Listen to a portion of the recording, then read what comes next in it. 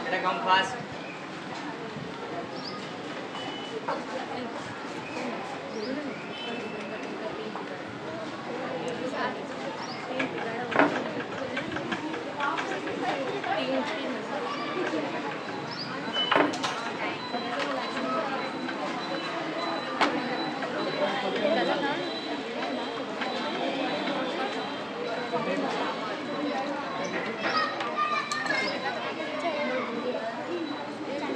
Last time हमने क्या क्या पढ़ा था भाई? नाउन जेंडर कंप्लीट हो गया था। कौन बताएगा भाई कौन कौन से जेंडर थे वहाँ पर?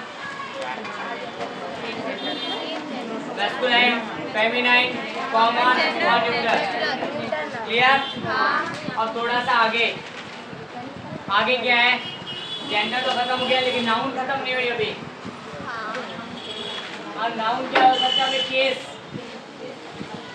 ये केस पुलिस वाला केस नहीं है, ना ही कोई दूसरा केस है जो अदालत में लड़ा जाएगा। ठीक है, ये हमारे पास में नाउन केस क्या है? कारक है। नाउन है वो कारक के स्वरूप में भी हो सकती है क्या? कभी अपने को वो यहाँ पर देखना है। ठीक है, नाउन है वो कैसे हो सकती है?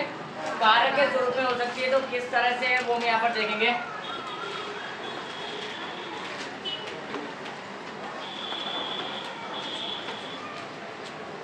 अब नाउन यहाँ पर केस को क्या करेगा भाई? कारक क्या बताते हैं ये बताओ पहले। कारक के बारे में किसी को नॉलेज है?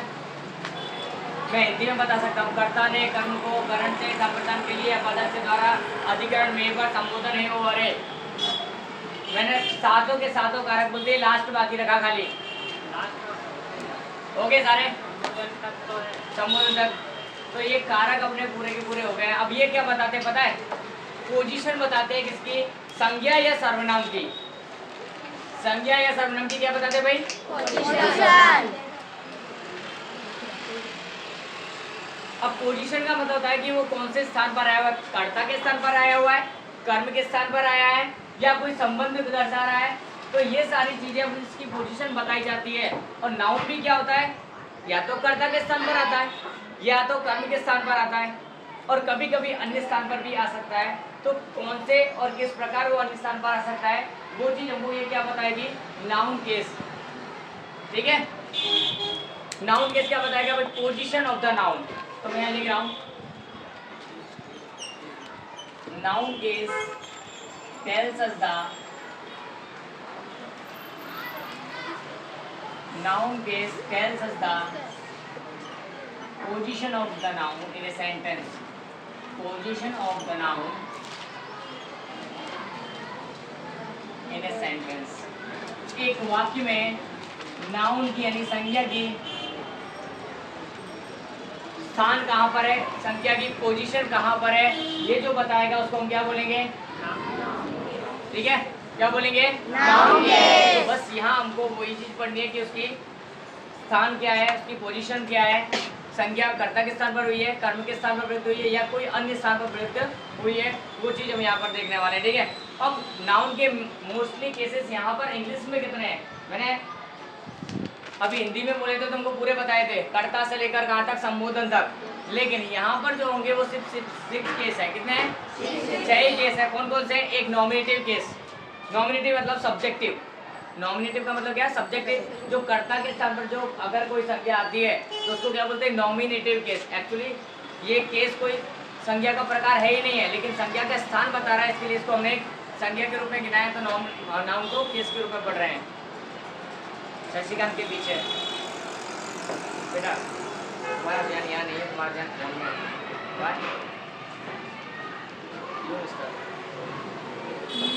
मेरे बात जो बोल रहा हूँ उस पर गौर दो, ध्यान वहाँ देना है। ठीक है, दूसरा केस कौन सा था भाई? डेटिव। डेटिव यानी इनडायरेक्ट ऑब्जेक्ट। डायरेक्टली नहीं बोला है किसी के बारे में। जब डबल ऑब्जेक्टिव आ जाते हैं तो एक तो डायरेक्ट ऑब्जेक्ट होता है, जैसे कि मैं तुम्हें अंग्रेजी पढ़ाता हूँ, मैं करता हो गया, अंग्रेजी पढ़ा रहा हूँ यानी अंग्रेजी भी क्या है? कर्म है, और तुम्हें भी कर्म है। पर डायरेक्टली क्या है? अंग्रेजी पढ़ाना मेरा कर्म। लेकिन इनडायरेक्ट ऑब्जेक्ट भी है वहाँ पर, किसको? तुम्हें पढ़ा रहा हूँ। है कि नहीं? तो क्या वो डेटिव बोला जाएगा, डेटिव केस बोलेंगे उसको, क्या बोलेंगे? डेटिव केस, यानी कि इनडायरेक्ट ऑब्जेक्टिव। ठीक है। थर्ड केस है एक्यूजेटिव। थर्ड केस कौन सा होता है? Accusative case. ये कौन सा होता है? Direct object. जैसे मैंने इंग्लिश की बात की, वो क्या है? एक्यूजेटिव है। उसके अंदर क्या है? डायरेक्ट ऑब्जेक्ट आ रहा है। कौन? इंग्लिश। मैं तुम्हें अंग्रेजी पढ़ाता हूँ, मैं करता अंग्रेजी पढ़ाने का काम हो रहा है, इसलिए मेन ऑब्जेक्ट क्या हुआ? डायरेक्ट ऑब्जेक्ट क्या हुआ? अंग्रेजी पढ़ाना। ठीक है, तो अंग्रेजी। क्लियर है? नेक्स्ट कौन सा केस था? पॉजिटिव। पॉजिटिव यानी कि क्या होता है? रिलेटिव। पॉजिटिव का मतलब क्या होता है? संबंध दर्शाता है। ये क्या बताता है? संबंध। रिलेटिव केस बोल सकते हैं इसको, दूसरे भाषा में क्या बोल सकते हैं? रिलेटिव। संबंध दर्शाता हो इस प्रकार के नाम को क्या बोलते हैं? जैसे शाम्स, हिज, बताता है हर। तो ये जो आता है उसको हम क्या बोलते हैं? Relative case. क्या बोलते हैं इसको? रिलेटिव। प्रोनाउन में भी होता है और नाउन में भी होगा केस, नाउन केस। ठीक है। उसके बाद में बात करते हैं वोकेटिव, यानी कि कोई केस ही नहीं है। वोकेटिव, वोकल मतलब खाली। वोकेटिव केस यानी जिसका कोई केस नहीं है, वो इंडिपेंडेंट अगर कोई संज्ञा प्रयुक्त हो रही है, इंडिपेंडेंट, जिसका वाक्य के अंदर कोई स्थान ना हो, तो उसको क्या बोल सकते हैं? Vocative case. ठीक है। अब इन पांचों को, छह को डिटेल, सॉरी 5 केस को, इन पांचों को हम डिटेल में पढ़ लेंगे। ठीक है। पहले मैं पांचों के नाम यहाँ लिख दे रहा हूँ, बता तो दिया मैंने। Cases of the noun, cases of the noun. अभी तक हमने सिर्फ संज्ञा तो पढ़ी थी, लेकिन संज्ञा के केस है उनके बारे में नहीं बताया, तो हम उनको यहाँ पर देख रहे हैं। कौन कौन सा बताया था भाई? मैंने फर्स्ट क्या बताया था?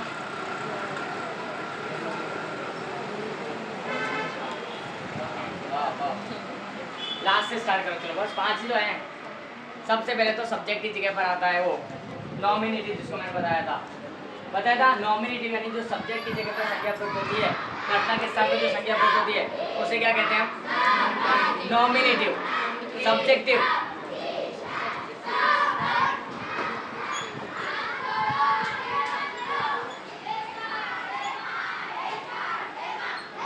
दूसरा भाषा में उसको क्या बोल सकते हैं? लोकल लैंग्वेज में सब्जेक्ट यानी कि कर्ता। ठीक है, तो सब्जेक्टिव केस हो सकता है ऐसा। दूसरा केस कौन सा बताया था? डेटिव, बताया था नहीं? डेटिव, डेटिव का मतलब यानी क्या होता था? Indirect object. डेटिव का मतलब क्या बताया था? Indirect object. डेटिव।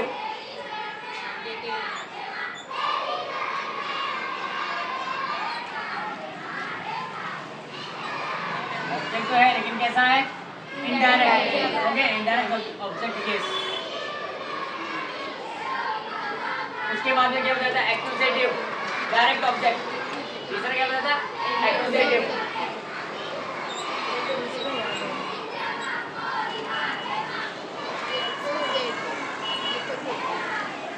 उसको क्या बोलेंगे? Direct object. क्या बोलेंगे? Direct object.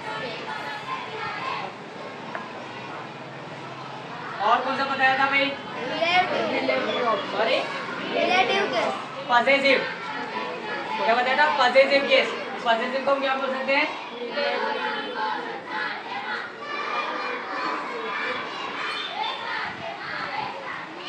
यानी कि रिलेटिव।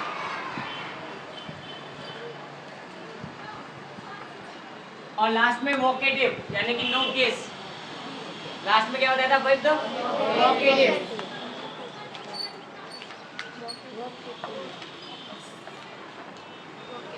यानी कि नो केस, कोई कारक ना लगता हो वो। क्लियर? पांचों को पांचों पता चले, और पांचों के हमको एग्जाम्पल के साथ में एक एक करके समझना भी है, जिनमें से लगभग 2 या 3 आज हो पाएंगे अपने, और कल ये टॉपिक नाउन टॉपिक ही क्लियर हो जाएगा पूरा। ठीक है। फर्स्ट में नॉमिनेटिव केस, फर्स्ट वाला हम ले रहे हैं यहाँ पर। लिखने वाले मतलब पूरी स्टॉप होता है।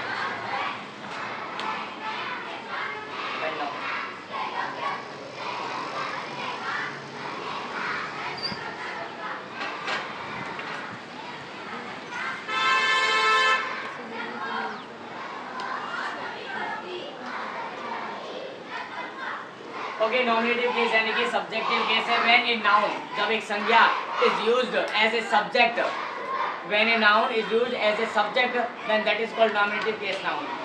नॉमिनेटिव केस नाउन, ठीक है। जब कोई संज्ञा है उसको कर्ता के स्वरूप में उपयोग किया जाता है तो उसको हम क्या कहेंगे? नॉमिनेटिव नाउन, ठीक है। एग्जाम्पल के लिए देखते हैं, पहले इसकी डेफिनेशन लिखते हैं यहाँ पर। When a noun is used as the subject of a verb, जो क्रिया हो रही है उसी का कर्ता होना चाहिए। कोई एक्स्ट्रा कर्ता भी हो सकते हैं तो वो नहीं, subject of a verb, particular verb भी लिख सकते हो। Okay, when a noun is used as the subject of a verb is called what?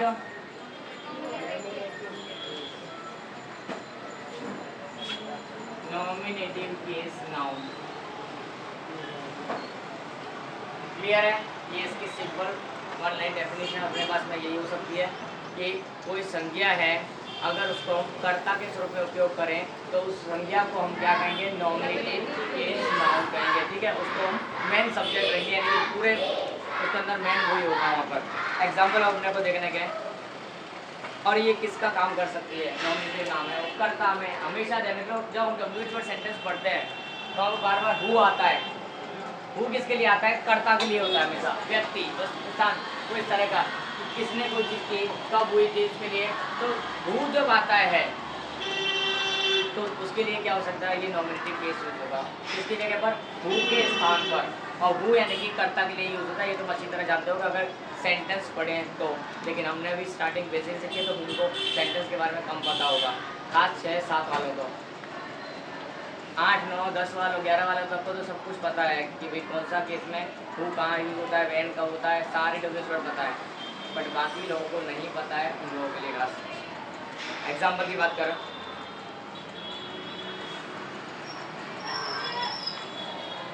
Example में आई टीच यू इंग्लिश,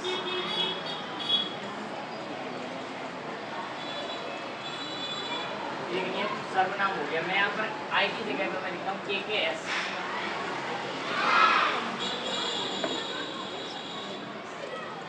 यही मैंने एग्जाम्पल लिया था। KKS teaches you English, KKS तुमको इंग्लिश पढ़ाता है। अब क्या करें? यहाँ जो है KKS, यही क्या सब्जेक्ट है, क्योंकि इंग्लिश पढ़ाने का काम किसका है भाई? ये वर्ब कौन सी हो रही है? पढ़ाने की थी, ये कौन कर रहा है? डेफिनेशन तो मुझे क्या बोल रही है? सब्जेक्ट ऑफ ए वर्ब, इस क्रिया का कर्ता कौन है, इस क्रिया को करने वाला कौन है, वही हमारे लिए नॉमिनेटिव केस नाउन होता है।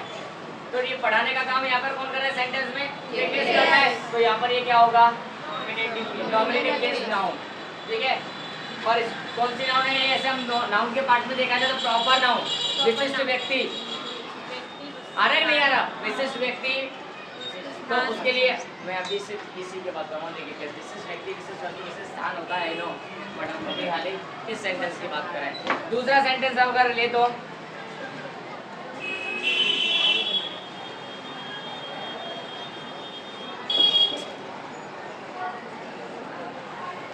प्राची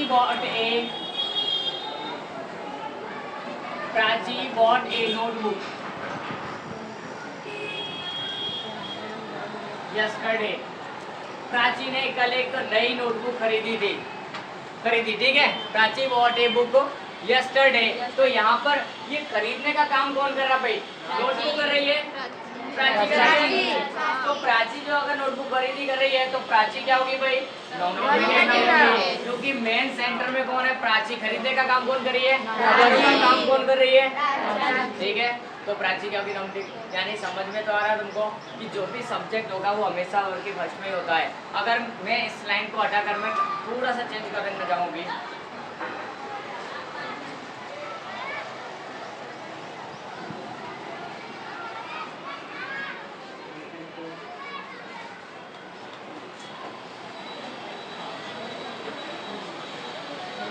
चलो किसका नाम लिखवाना है? कोयल शिवम, बहुत बोला था। नहीं आया, आज नहीं आया, उसका नाम आज आया। चलो शिवम,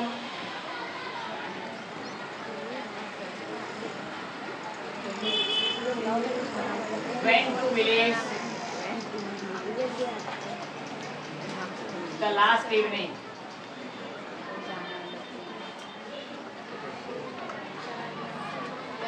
शिवम कल शाम गांव गया।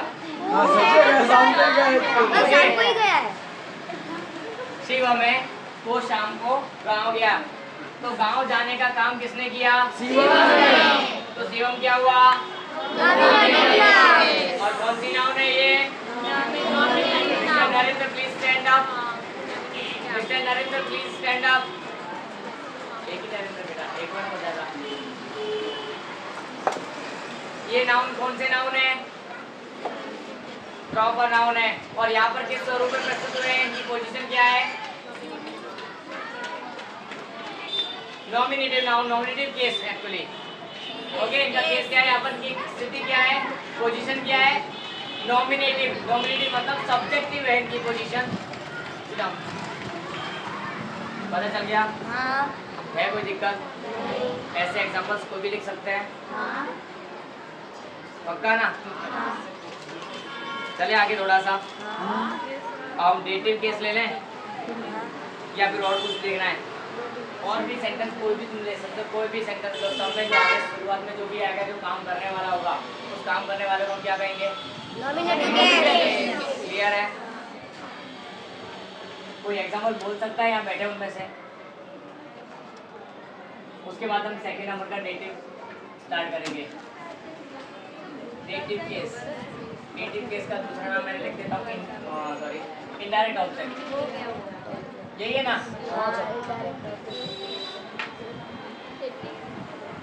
चलो उसके नॉमिनेटिव के कोई एग्जांपल खड़ा होगा, कौन बोलना चाहेगा? काशी, किसका? प्रतीक्षा,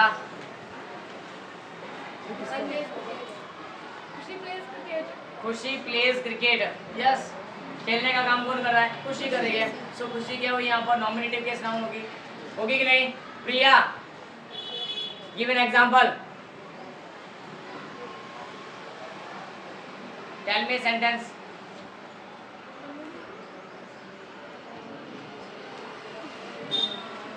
व्हाट हैपेंड?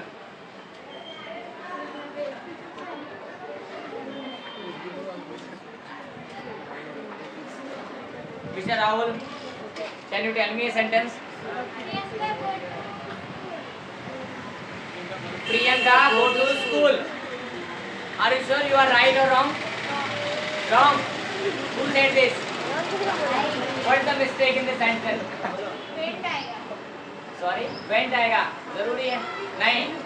प्रियंका go नहीं, लेकिन goes आएगा. S या yes लगेगा ना? क्योंकि प्रियंका क्या है? सिंगुलर नाउन है। हमने पढ़ा था कि नहीं पढ़ा था? सिंगुलर नाउन और प्लूरल नाउन के साथ में। तो यहाँ पे क्या आएगा? Priyanka goes to school daily. Priyanka रोज स्कूल जाती है। हो जाना चाहिए। Sonu, stand up. Tell me sentence.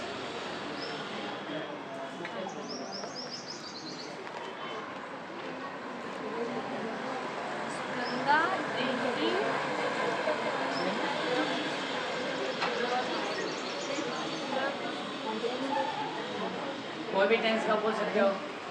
मैं टेंस नहीं पढ़ा रहा, मेरे को प्रेजेंट या पास्ट से लेना देना नहीं है। मेरे को मेन है सेंटेंस के अंदर सब्जेक्ट है, वो वर्ब का काम करना चाहिए बस। 12वीं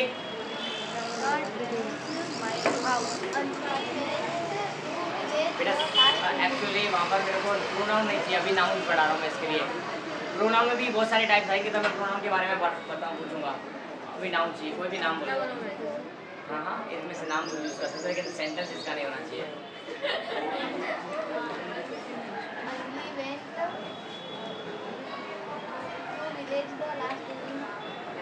सेंटेंस कॉपी कर लिया मैंने, गलत नाम यहाँ से देख सकते हो। बाकी नाम खुद का यूज करो ना। मैंने सबसे पहले किसका नाम लिखा भाई? नाम लिखा है। बताओ, दूसरों के बारे में बताने बजाय। Sorry, Anjali is drinking the water, ऐसा आएगा। अंजलि ड्रिंकिंग द वाटर नहीं, Anjali is drinking the water. तो अंजलि यहाँ पर पानी पीने का काम करे, इसलिए अंजलि क्या होगी भाई? टेल मी सेंटेंस, कोई भी देना मुझे। इन तीनों में से एक आगे मतलब सब आगे। बोलिए अपनी सेंटेंस बोलिए।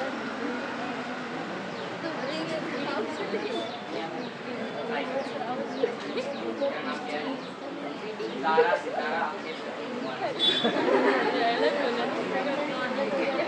तारा takes breakfast in the recess। Tara recess में अपना नाश्ता करती है, तो Tara takes breakfast in the recess. हो गया, काफी प्रॉब्लम पड़ी था। अब फिर से एक दूसरा कोई सेंटेंस बोलो। खाना कब खाते हो? तारा ईट्स फूड कब खाती है? In the evening. हो सकता है कोई भी सेंटेंस में बोल सकते हो, यहाँ पर सारे होंगे, लेकिन आगे मेन सब्जेक्ट होना चाहिए। वो सब्जेक्ट वर्ब का भी काम करता हुआ होना चाहिए, ऐसा होना चाहिए, ठीक है। Now next dative case, we are going to the dative case. अब डेटिव केस में क्या होता है? इनडायरेक्ट ऑब्जेक्ट होता है। क्या होता है? When in a sentence a noun is used as an indirect object। क्या होता है? indirect object। It is called what? Dative case noun। Dative case of noun। Okay, when a noun is used as indirect object, then it is called what? Dative case of noun। Clear? Example की बात करें तो, और dative case कहाँ आता है ये भी ध्यान रख लेना। वर्ब के तुरंत बाद में मोस्टली इनडायरेक्ट। मैंने बताया था आई टीच, मैं यही लिखा था, ये सेंटेंस लिखा था, मैं सेंटेंस दे रखा हूँ, ठीक है। Teaches you English. अब वर्ब के तुरंत बाद जो आता है वो इनडायरेक्ट है। डायरेक्ट क्या होगा? उसके भी बाद जो होगा वो। मैंने पहले बताया था, मैं क्या पढ़ा रहा हूँ भाई? इंग्लिश पढ़ा रहा हूँ। वहाँ कोई हो या ना हो, doesn't matter, that is not the direct object. Direct object is English, but indirect object है यहाँ पर? यस है, because this sentence is double objective. यहाँ पर कितना ऑब्जेक्ट है? डबल है। एक ये भी ऑब्जेक्ट है, ये भी ऑब्जेक्ट है, but it is direct objective और indirect object. So it is what? Dative case of noun. But मैंने ये यू लिखा है, यू नहीं चलता, यू तो प्रोनाउन हो गया। अब मैं इसकी जगह पर सेंटेंस चेंज करूँ, जस्ट मैंने एग्जांपल सीखने के बताया, अब मैं यहाँ पर चेंज करूँगा थोड़ा सा, ठीक है। मोस्टली इसका रूल्स क्या है? Dative case of noun is used, is mostly used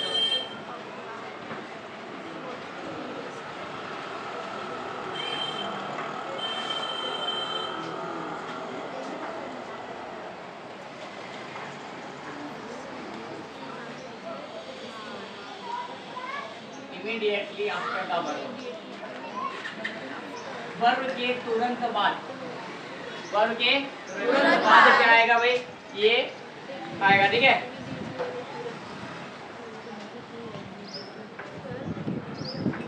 example देख लें।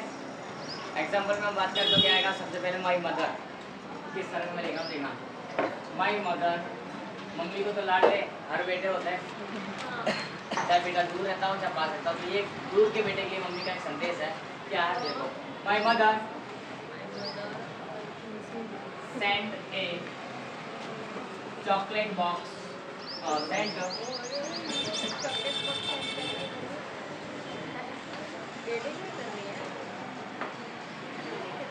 my brother sent my brother a chocolate box। यहाँ इम्पोर्टेंट क्या है ये बताओ मेरे को? इम्पोर्टेंट नहीं चाहिए मेरे को, पहले क्या चाहिए? इम्पोर्टेंट चाहिए। चॉकलेट बॉक्स इम्पोर्टेंट है, क्योंकि मदर ने सेंड क्या किया? चॉकलेट बॉक्स सेंड किया है। किसको किया है? वर्ब के तुरंत बाद में क्या आ रहा है? ये क्या है? इनडायरेक्ट ऑब्जेक्ट यानी डेटिव केस ऑफ नाउन। ये क्या है? Dative case of noun. ऊपर था ये प्रोनाउन था, इसलिए मैं सेंटेंस को खारिज करता हूँ और उसकी जगह पर एक नया सेंटेंस का कंस्ट्रक्शन करता हूँ। ठीक है, my mother sent my brother a chocolate box. मेरी मम्मी ने मेरे भाई को चॉकलेट का बॉक्स भेजा। ठीक है, माई अंकल या फिर माई ब्रदर दूसरा sentence. My father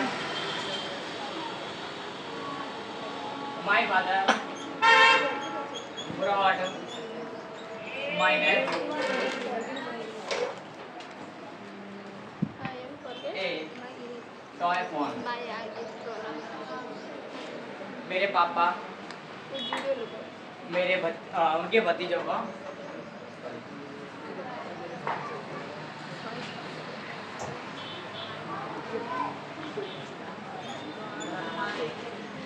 his nephew, मेरे पापा अपने भतीजे के लिए खिलौने वाला फोन लेकर आए जिसमें चाम रंग घुंघरू वाला गीत बजता है वो वाला, ये छैया छैया वाला गीत बजता है वो वाला फोन लाया है। ठीक है,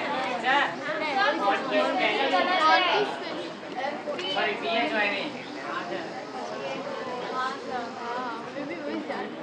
व्हाट्सएप लैंग्वेज आ जाती है ना कभी कभी। My father brought his Neiphiu A toy phone, यानी कि खेलने वाला वो भतीजे के लिए लेकर आए।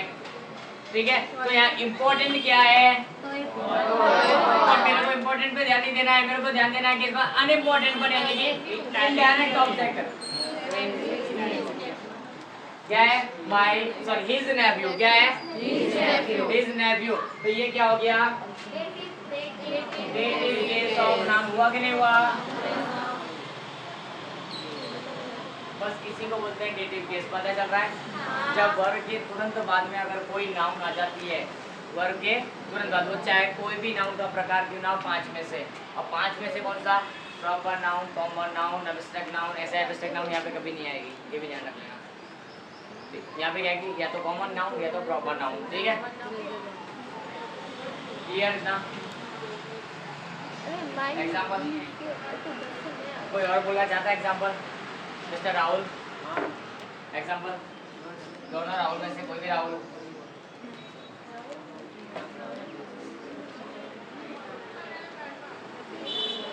खुशी,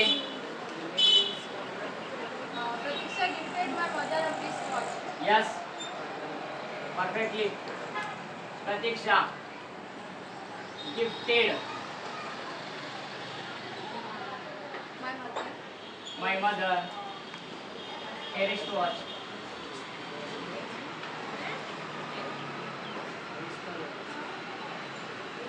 ओके, तो यहाँ पर डायरेक्ट ऑब्जेक्ट गिफ्ट किया, क्या गिफ्ट किया? Wristwatch. That is what? Direct object. But I want what? My mother. Yes और नो? क्लियर है? डेटिव पता चला इनडायरेक्ट ऑब्जेक्ट है, यानी कि जिसको हम सीधे सीधे नहीं बोलना चाह रहे लेकिन घुमा फिरा के उसको ही बोलना चाह रहे हैं। यस और नो? क्लियर है? चलो आगे। पहले कॉपी करना है।